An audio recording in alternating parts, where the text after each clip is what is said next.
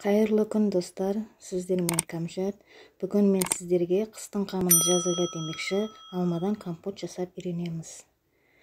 Алдымен банкілерімізді осындай мантаваркаға парлап аламыз, жуып тазалап. Содан кейін алмаларымызды бір-екі қайтара жуып, тазалап, сүйектерін алып осындай бөліктерге бөлеміз. Және жаңағы парланып болған банкілерімізге алмаларымызды ортадан төмен салып шығамыз. Менде 2 литрлік банкіден 3, 1 литрлік банкіден 2 шықты. Міне осылай салып шығамыз.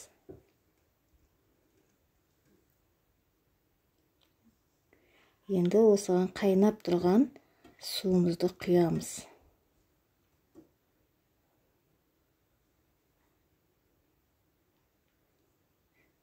Енді осы банкілерді 10-15 минутқа қойып қоямыз.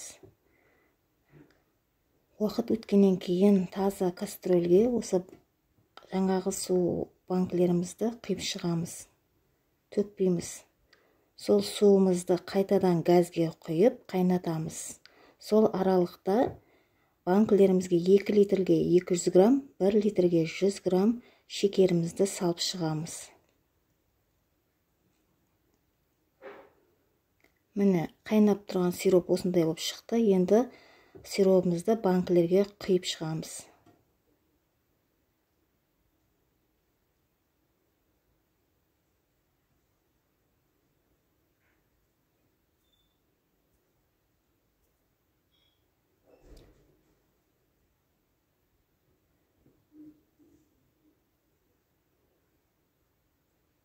Барлық банкіге суымызды құйып, крышканы, парланған крышкалардың барлығын бетіне жауып, закрывашкамен банкілерді жауып шығамыз.